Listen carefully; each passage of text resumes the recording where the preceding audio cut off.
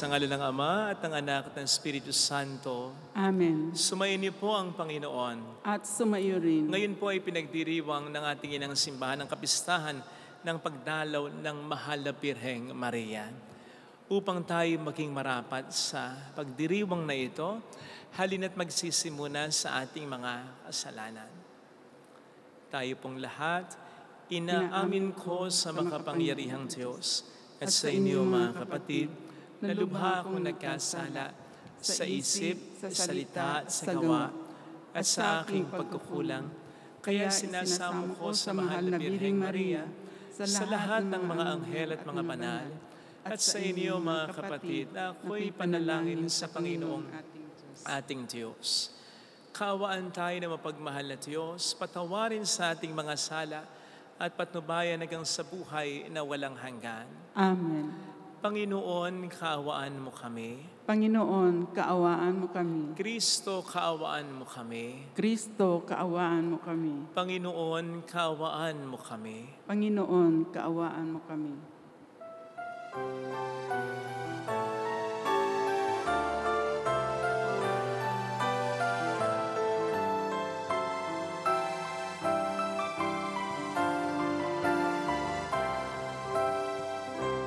Luwalhati sa Diyos sa kainaasa, kaloob sa lupa'y kapayapaan. Pinupuri ka't ipinagdarangal, sinasamba ka namin sa dakila mong kaluwalhatian.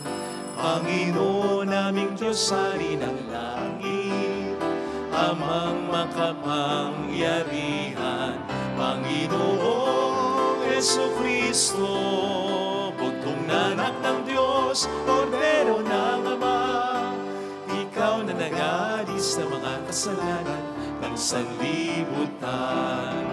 Tanggapin mo ang aming kahilingan, ikaw na naluluklok sa kanan ng Ama.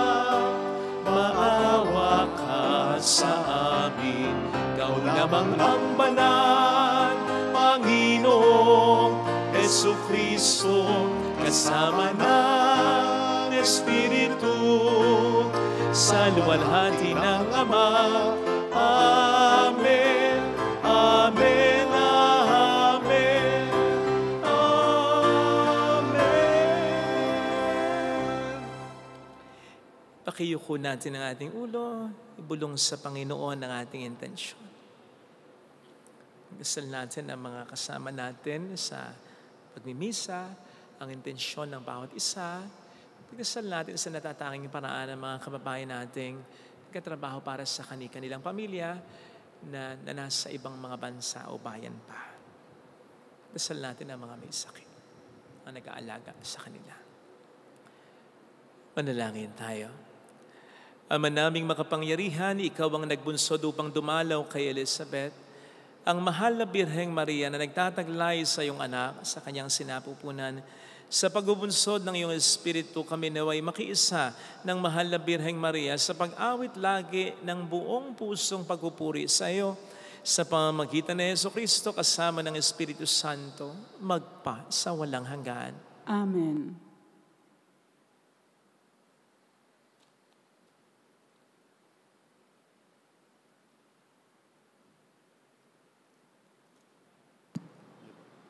Ang salita ng Diyos mula sa aklat ni Propeta Sophonias. Umawit ka ng malakas, lungsod ng Sion. Sumigaw ka, Israel. Magalak ka ng lubusan, lungsod ng Jerusalem. Ang mga nagpaparusa sa iyo ay inalis na ng Panginoon, at initapon na niya ang inyong mga kaaway. Nasa kalagitnaan mo ang hari ng Israel, ang Panginoon. Wala nang kasawiang dapat pang katakutan. Sa araw na yaon ay sasabihin sa Jerusalem, huwag kang matakot, Sion. Huwag manghina ang iyong loob. Nasa piling mo ang Panginoon na iyong Diyos. Parang bayaning nagtagumpay, makikigalak siya sa iyong katuwaan. Babaguhin ka ng kanyang pag-ibig at siya'y masayang aawit sa laki ng kagalakan, gaya ng nagdiriwang sa pista. Ang salita ng Diyos. Salamat sa Diyos. Kapiling niyo ang butihing poong banal ng Israel. Kapiling niyo ang butihing puong banal ng Israel. Ang Diyos ang siyang nagliligtas sa akin. Tiwalang-tiwala ako at wala muntimang pangamba. Sapagkat ang poon ang lahat sa akin, siya ang aking awit, ang aking kaligtasan.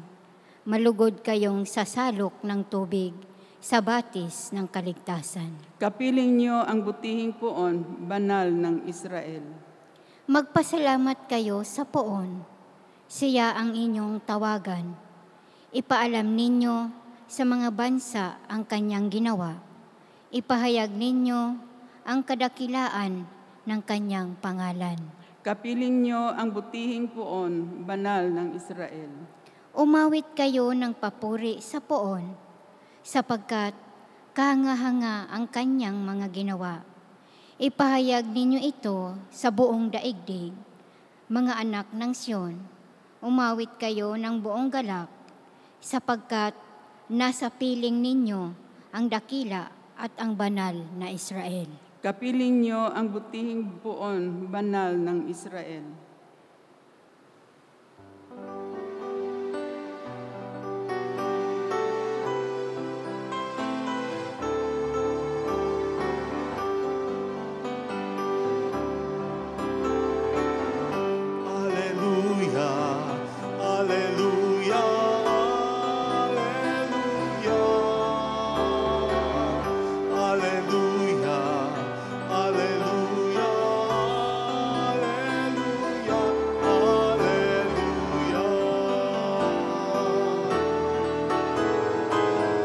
Hallelujah, hallelujah, hallelujah. Hallelujah, hallelujah, hallelujah, hallelujah.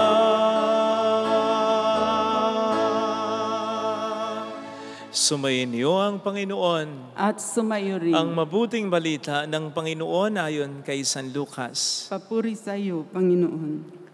Si Marie nagmamadaling pumunta sa isang bayan sa kaburulan ng Juda. Pagdating sa bahay ni Zacarias, binati niya si Elizabeth. Nang marinig ni Elizabeth ang bati ni Maria, nagkagalaw ang sanggol sa kaniyang tiyan. Napuspos ng Espiritu Santo sa Elizabeth at buong galak na sinabi, "Pinagpala ka sa mga babae at pinagpala rin ang dinadala mo sa iyong sinapupunan. Sino ako upang dalawin ang ina ng aking Panginoon? Sapagkat pagkarinig ko ng iyong bati ay nagagalaw sa tuwa ang sanggol sa aking tiyan. Mapalad ka, sapagkat analig kang matutupad ang pinasabi sa iyo ng Panginoon."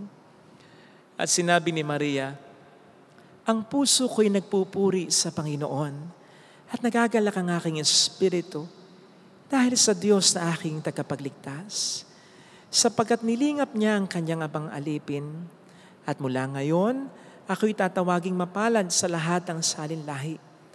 Dahil sa mga dakilang bagay na ginawa sa akin ng makapangyarihan, banal ang kanyang pangalan. Kinahabagan niya ang mga may takot sa kanya sa lahat ng saling lahi. Ipinakita niya ang lakas ng kaniyang mga bisig. Pinangalat niya ang mga palalo ang isipan, ibinagsak niya ang mga hari mula sa kanilang trono at tinaas ang mga nasa abang kalagayan. Pinusog niya ng mabubuting bagay ang mga nagugutom at pinalayas niyang wala ni anuman ang mayayaman. Tinulungan niya ang kanyang bayang Israel bilang pagtupad sa pangako niya sa ating mga magulang, kay Abraham at sa kanyang lahi magpakailanman." Tumira si Maria kay Elizabeth ng may 3 buwan at saka umuwi. Mga kapatid, ang mabuting balita ng Panginoon. Pinupuri ka namin, Panginoong Hesukristo. Welcome po sa Our Lady of Lasalle at Quasay Parish, kung saan ayos lang umiyak dahil sasamahan tayo ng mahal na ina sa pag-iyak at sa pagdarasal upang maging maayos ang lahat. Isa po sa malaking dahilan ng maraming kalungkutan na ating nararanasan ay ang mga plano natin na hindi na isa sa katuparan. Hindi pagpasa sa exam, hindi ka natanggap sa trabaho na iyong pinag-a-applyan, hindi nag-click yung negosyo na iyong sinimulan, hindi ka sinagot ng iyong nililigawan, hindi nagtagal o nawala na lang na parang mula ang relasyon na iyong iniingatan, nasira ang pamilya mo, hindi nakapagtapos ng pag-aaral ang anak mo, hindi naging responsable ang asawa mo, nagkasakit ka o ang mahal mo. Lahat ng ito ay may kinalaman sa mga hindi natupad na plano. At masakit ito, malungkot ito. May iba pa naman sa atin kapag nagplano, detalyado. Para bang kontrolado na natin talaga ang mangyayari sa buhay natin at maging ng ibang tao. Kaya naman masakit, malungkot kapag nasira ang plano. Hindi lamang nakapag-invest ka na ng panahon, ng enerhiya, ng pera mo dito, kundi na-focus ka na sa planong ito. Na kapag nasira, para bang ang hirap na muling umasa at magsimula. Narinig po natin sa ating binasang ebanghelyo sa kapistahan ngayon ng pagdalaw ni Maria kay Elizabeth, ang pagkikita ng dalawang mayroong mga hindi natupad na plano.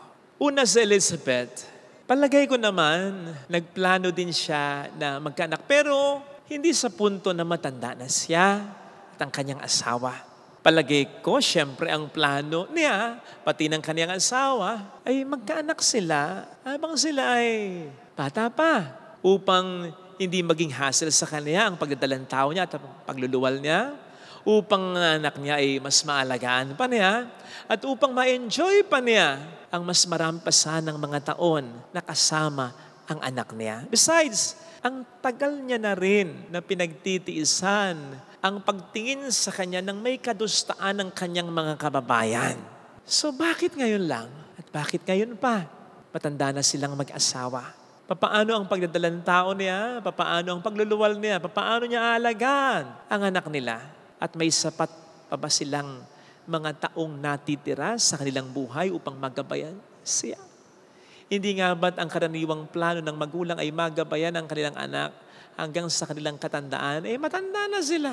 So certainly, nung una, taliwas din ito sa plano niya. At may plano siya talaga na hindi natupad ang una. Si Maria, ay lalo na. Alam po ninyo, sa karanasan ko, sa mga nakikita ko at nababalitaan ko, ibang magplano ng kasal ang babae kaysa sa lalaki. Nako, ang babae, planado, detalyado. Baka nga, yung bilang ng mga araw sa obarya, bilang niya. Pati pagpasok niya, paglakad niya sa aisle, praktisado niya. Baka nga, halos kabisahin, pati vows niya. O baka nga, pati yung paghalik sa kanya ng mister niya ay dinidetali pa. O dapat, halikan mo ako kapag wala na talagang belo ko sa ulo, ha? At pag hinalikan mo ako, mga 3 seconds, ha? Huwag kang bibitaw, ha? Something like that. Kasi ganun ang babae. Ganun ang kanilang personalidad. Meron nga po akong, meron lumapit sa akin minsan, ako, umiiyak yung babae na ikakasal. Sabi niya, Father, parang ayaw ko na magpakasal. Kasi ako na lang talaga nagpaplano. Parang yung magiging asawa ko, wala namang interes sa kasal eh. Siya na lang magpakasal. Paano siya makakasal kung hindi ka makakasal? Pero ganun ang babae. Sa pagpaplano, ha? Isipin po ninyo ang naging reaksyon ni Maria. May plano siya. Alam ko, sigurado ko na yun ay iniisip-isip niya. Pero mayroon palang plano ang Diyos para sa kanya. So parehas itong magpinsang ito, Elizabeth at Maria, parehong may planong hindi natupad noong una. Pero pansinin po ninyo ang kanilang unang pagkikita. Matapos ang mahabang panahong hindi pagkikita. Masaya sila. Bagamat may mga naunang plano na hindi natupad muna. Hindi mo bababakas na may lungkot, may tanong, may kalungkutan. Kagalakan lang. At ibinibigay sa atin ang ating unang pagbasa ang dahilan. Sa ating unang pagbasa ay naroon ang paanyaya ni Propeta Sophonias sa bayang Israel na magalak, magsaya sapagkat ang Diyos ay kasama nila. So ganun ang nasaksihan natin sa ating mabuting balita. Ang masayang pagkikita ni Elizabeth at Maria, hindi lamang dahil sa huling nagkita sila, kundi dahil sa ang Diyos, literally, ay kapiling in their midst, nasa gitna nila. Kaya nga kahit sa San Juan, nasa sinapupunan pa lamang, ay nagagalaw sa tuwa sapagkat ang Panginoong Diyos ay kanyang naramdaman. And so yun pala ang sekreto upang hindi tayo malungkot ng matindi sakaling hindi matupad ang ating mga plano sa buhay. Yung paniniwala na ang Diyos ay kasama natin sa ating buhay. Pero hindi ito simpleng paniniwala lang na ang Diyos ay kasama ko, hindi ako pababayaan ng Diyos. Kasi ang dami ko na rin na-encounter na ito. Na sinasabing pagkatapos nilang magka-problema, sabihin nila, positive sila dahil hindi sila pababayaan ng Diyos. Pero mapapansin mo, lungkot na lungkot, depressed na depressed. Laging mainit ang ulo. Yung sinasabi kong paniniwala dito ay yung totoong paniniwala with all our heart that God is in our life. And so, believing that God is really with us is believing that He is really with us. No matter what. Ano man ang mangyari, maniniwala tayo na ang Diyos sa ating buhay ay nananatili. And when God is with us, we can hope that better things are coming into our life. Siyempre sabihin mo, anong better things, Father? Mas lalo akong namumroblema. Sa halip na mabuti o bumuti ay mas sumasama pa. Ay matanong ko rin sa iyo, hindi man nakaranas ng problema ang mahal na ina, kahit naniniwala siya at kahit literal na ang Diyos ay kasama niya? At ano yung better things sa nakita niya mismong pinapahirapan at namatay sa harapan niya ang anak niya? But then, she always believes that God is with her. Kaya nga, lagi siyang hopeful despite her sorrowful situation. Tingnan po ninyo ang mahal na bira ng Lazarus at kahit umiiyak, maganda pa rin ang aura. May joy pa rin kahit di mo nakikitang ngumingiti siya. May peace pa rin. May kapayapaan pa rin. So yun ang kumpiyansang naibibigay ng paniniwala na kasama natin ang Diyos sa ating buhay. Na may pangit mang mangyari, alam natin siguradong may magandang mangyayari sa huli. Whereas, kapag duda tayo o alam natin ang Diyos ay hindi natin kasama, ano man ang ating nararanasang ginhawa, kaligayahan ngayon, hindi natin alam ang kasunod nito pagdating ng panahon. I'm sure kung babasahin natin ang divorce bill na ibasa na, we'll be amazed sa mga explanations dyan, sa mga arguments dyan. Siguradong well-explained yan, well-researched yan. Siguradong, kumbaga sa plano, plansyado yan. Pero ang tanong ay kasama nga ba talaga ang Diyos sa pagpaplano niya? Ano nga ba talaga ang gusto natin na matupad sa buhay natin? Ang plano ng Diyos o ang plano lamang natin? Ano nga ba ang mas pinaniniwalaan natin? Mas magandang plano? Ang plano ng Diyos o ang plano lamang natin? Gusto ba talaga nating manatili ang Diyos na kasama natin sa buhay natin? Tandaan po natin ang sabi niya na kung gusto nating manatili sa Kanya at siya sa buhay natin, we must obey Him. Mga kapatid, tandaan po natin na hindi kaaway ng ating kagalakan ng Diyos. In fact, yan ang isa sa Kanyang mga regalo sa atin. Siya ang una na mas nagiging masaya kapag masaya tayo ng mga anak niya. Pero dapat ay sumampalataya at sumunod din tayo sa Kanya dahil hindi naman lahat ng iniisip nating makabubuti sa atin ay tunay na makabubuti at makapagpapasaya sa atin. Besides, ang totoong galak ay hindi nasusukat sa dami at sa lakas ng halakhak, kundi sa paniniwala na ang Diyos ay kasama natin dahil tayo sa Kanya ay sumasampalataya, sumusunod at nagtitiwala. Ito po sana ang hiling nating biyaya sa ating banal na misa. Tama na magplano tayo, pero ipaubaya natin ang ating plano sa Diyos. Amen. Lagay natin ang ating kanang kamay sa tapat ng ating puso.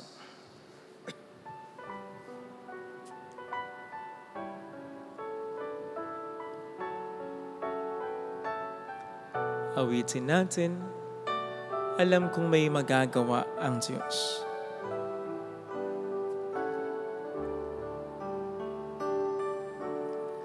Alam kong may magagawa ang Diyos. Alam kong may magagawa ang Diyos. Alam kong may magagawa ang Diyos. Kung ako'y magtatapat, sa Kanya'y maglilingkod, alam kong may magagawa ang Diyos. Hindi ako magdududa. Alam kong di rin kinang Diyos ang samo ko, sapagkat mahal niya ako. Alam kong di rin kinang Diyos ang samo ko, sapagkat anak niya ako. Alam niya ang pinagdaraanan ko. Kung ako'y magtatapat, sa Kanya'y maglilingkod. Alam kong di rin kinang Diyos ang samo ko. Pikit natin ang ating mga mata, Panginoon, sa maraming beses. Hindi natupad ang aking mga plano, pero hindi ko dapat ikalungkot ito. Lalo pat ako'y sumusunod naman sa kalooban mo. Tulungan mo kung makita ang wisdom mo, ang mga dahilan mo kung bakit hindi natutupad ang aking mga plano. Bigyan mo ako ng kababaan ng loob sa pakikipagtulungan ko at sa paghahangad ko na magkaroon din naman nito upang mapailalim kong lagi ang kagustuhan ko sa iyo.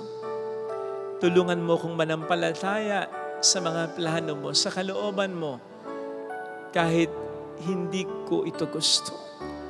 Hallelujah! Purihin ang Diyos. Hallelujah! Pasalamatan siya.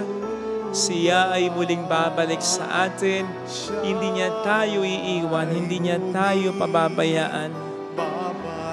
Paniwalaan natin. Hallelujah! Purihin ang Diyos. Hallelujah! Sa takdang panahon ay babalik ang Panginoon upang tayo ay kunin.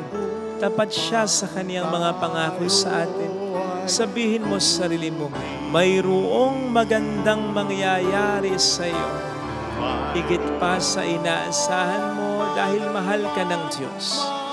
Tandaan mong may mas mabuti siyang plano. Kung tama at mabuti ang plano mo, kung the best ang plano mo, hindi niya pipigilan ito. Kung pinigilan man niya, kahit sumusunod ka sa Kanya, Maniwala kang may mas magandang plano siya.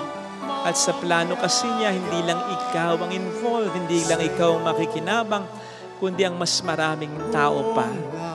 Basta magtiwala ka sa Kanya, hawak niyang hindi lang ang buhay mo, kundi pati na ang buhay ng iba. Papuri sa Ama at sa Anak sa Espiritu Santo. Kapara ng saunang una, ngayon magpakailanman, magpasawalang hanggan. Amen.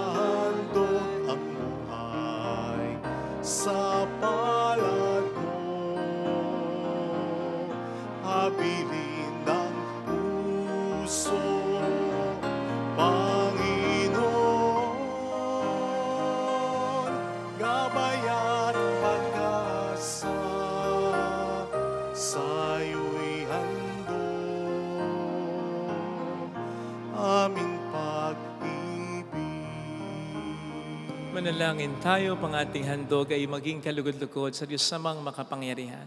Tanggapin nawa ng Panginoon itong paghahain sa iyong mga kamay, sa kapurihan niya at karangalan, sa ating kapakinabangan at sa buong sambayanan niyang banal. Ama naming lumikha, kalugdan mo itong aming pagdulog sa iyo upang ipagdiwang paghahain ng sarili ni Jesucristo.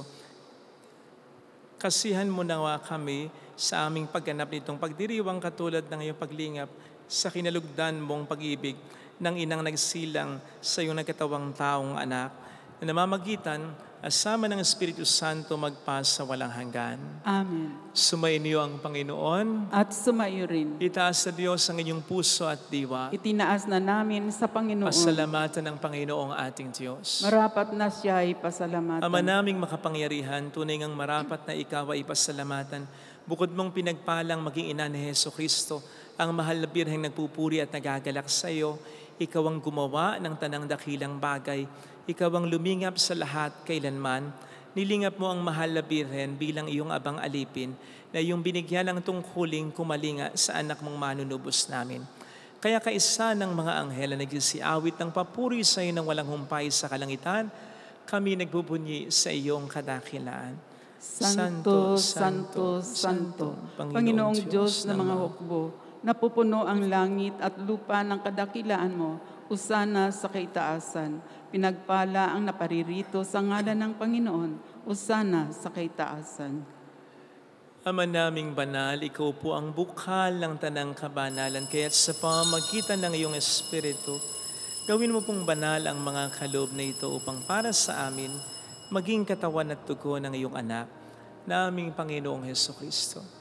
Bago niya pinagtiis ang kusang loob na maging handog, ginawa kaniya ang tinapay, pinasalamatan kaniya, pinaghati-hati niya iyon, niabot sa kaniyang mga alagad at sinabi, tanggapin ninyong lahat ito at kanin. Ito ang aking katawan na ihahandog para sa inyo.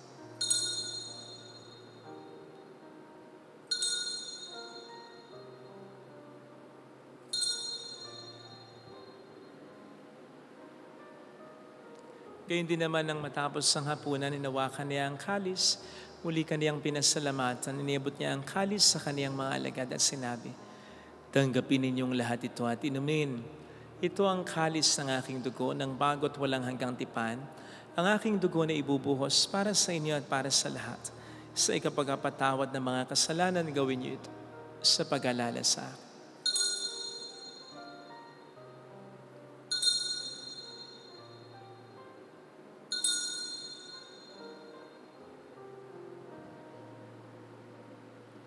Ipagbunyi natin ang misteryo ng ating pananampalataya. Si Kristo'y namatay, si Kristo'y nabuhay, si Kristo'y babalik sa wakas ng panahon. Ama, ginagawa namin ngayon ang pag-alaala sa pagkamatay at muling pagkabuhay ng iyong anak. Kaya inialay namin sa iyong tinapay ng buhay at ang kalis ng kaligtasan. Kami po'y nagpapasalamat dahil kami iyong minarapat na tumayo sa harap mo para maglingkod sa iyo.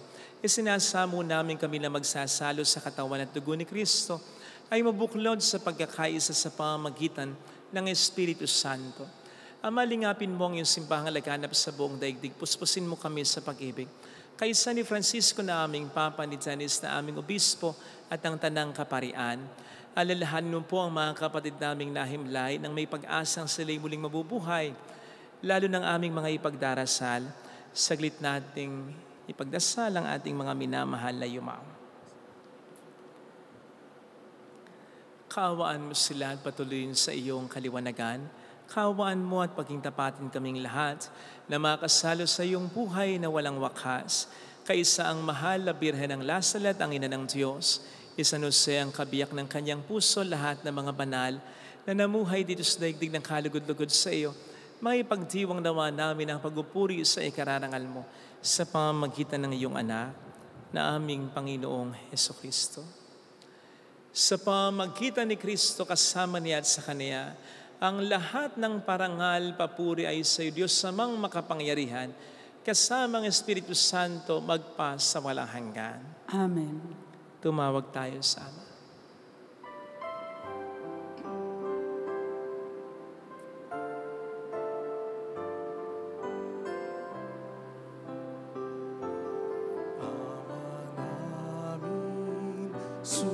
Sa langit ka, sambahin ang ngalan mo, mapasamin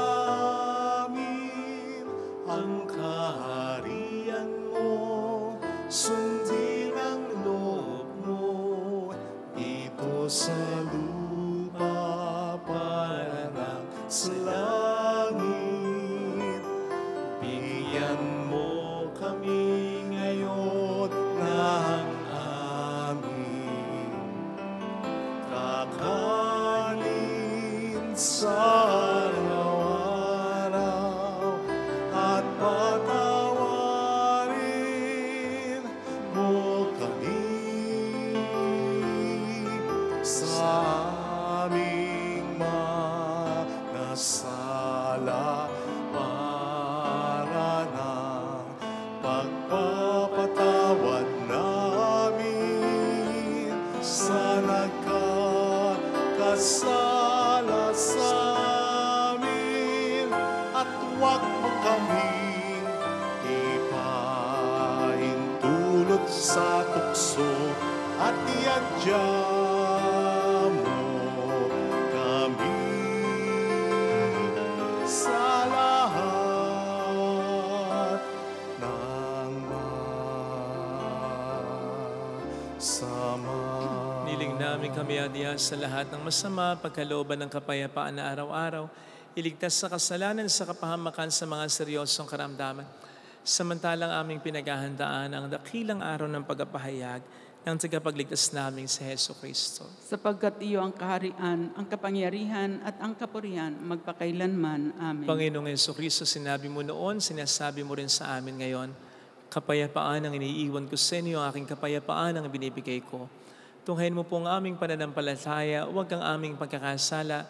Pagkalooban mo kami ng kapayapaan at pagkakaisa sa iyong kalooban. Kasama ang Espiritu Santo magpasa walang hanggan. Amen. Ang kapayapaan ng Panginoon ay sumainyo nawang lahat. At sumayo rin. Magbigayan tayo ng kapayapaan sa isa't isa. Peace be with you, kapayapaan. Kordero ng Diyos na nag-aalis sa mga kasalanan ng sanlibutan, maawa ka sa amin.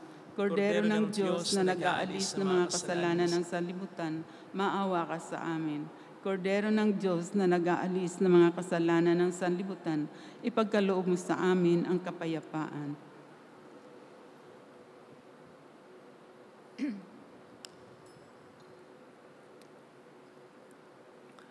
Narito sa harap natin ang Panginoon, ang ating buhay at kaligtasan.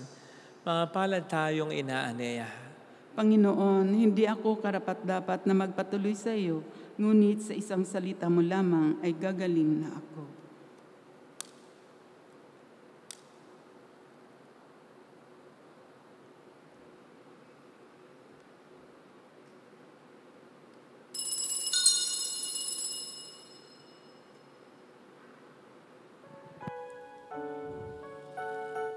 Panalangin para sa espiritual na pakikinabang.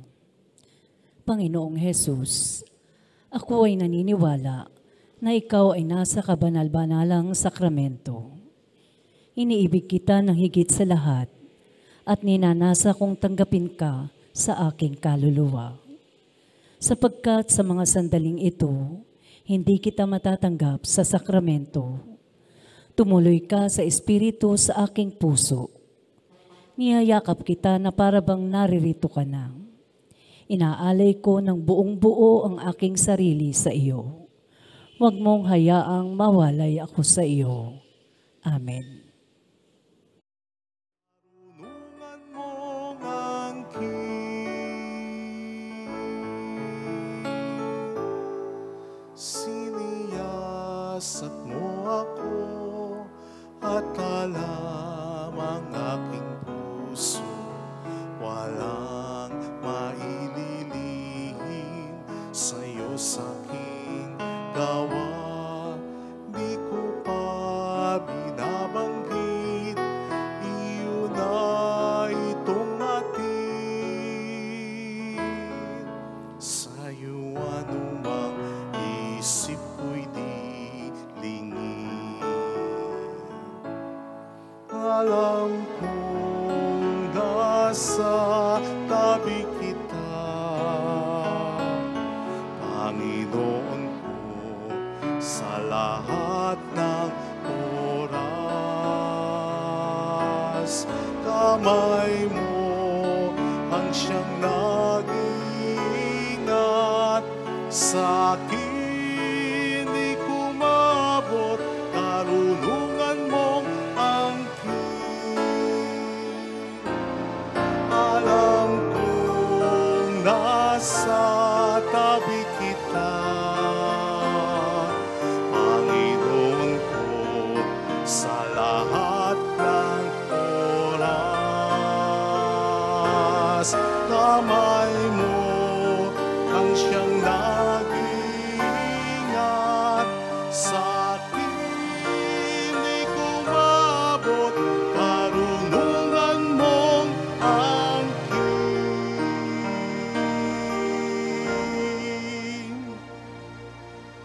Manalangin tayo. Ama naming mapagmahal, ang puso namin nagpupuri sa pagdadakila ang iyong ginawa para kami makatanggap ng buong galak sa iyong anak na nooy masayang nadamang kaharap ni San Juan, bagamat lingid sa pagkamalas. At dito na may aming nakatagpo sa banal na pakikinabang sa pamamagitan niya, kasama ng Espiritu Santo magpas sa walang hanggan. Amen. Holy Gods, Holy Mighty One, Holy Immortal One. Have mercy on us and in the whole world. Holy Gods, Holy Mighty One, Holy Immortal One. Have mercy on us and in the whole world. Holy Gods, Holy Mighty One, Holy Immortal One. Have mercy on us and in the whole world. Jesus, King of Mercy, We trust in you. alalahanin, o mahal na birin ng Lazaret, ina ng pag-asa. Ikaw ang nagpapaalala sa aming magbalik loob sa Ama. Ito ang nagpapatunay na ang kagandahang loob mo'y manatiling busilak. Sa pag-aaruga mo sa amin, tungkulin mo'y tinupad. Sa paanan ni Kristo, itinuring mo kami mga tunay mong anak. Kaya ninais mong ni Isay huwag mapahamak. Maging sa iyong walang tigil na pananalangin, pati luhay pumata. Huwag namang mawala ng saysay ang iyong paghihirap.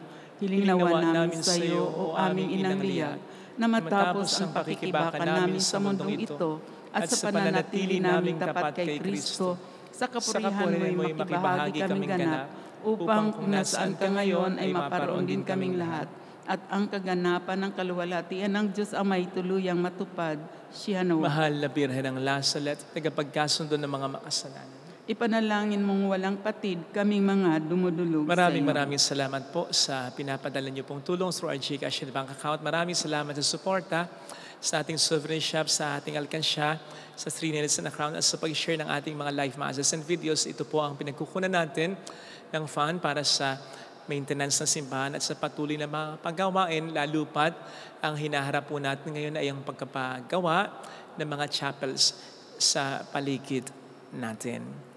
Maraming salamat po sa mga tulong po ninyo na kinapupuntahan din ay ang pagpapalaganap ng debosyon sa Mahal na Birhen ng Lasalet, ang pagpapakilala kay Mama Mary sa titulong Our Lady of Lasalet. Salamat po.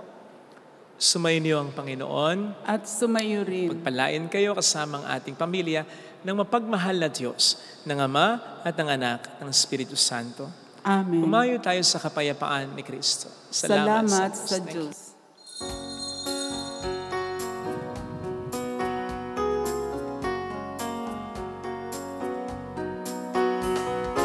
On this day, O Mother of our Lord, we sing you praise for lighting up our way. Your tears did soften up the hearts of men, and they still do today. May our love for you bring comfort in your pain. On this day, O Mother of our Lord, we sing you praise for lighting up our way. Your tears did soften up the hearts of men, and they still do today. May our love for you bring comfort in your pain. Salamat. Nangyari.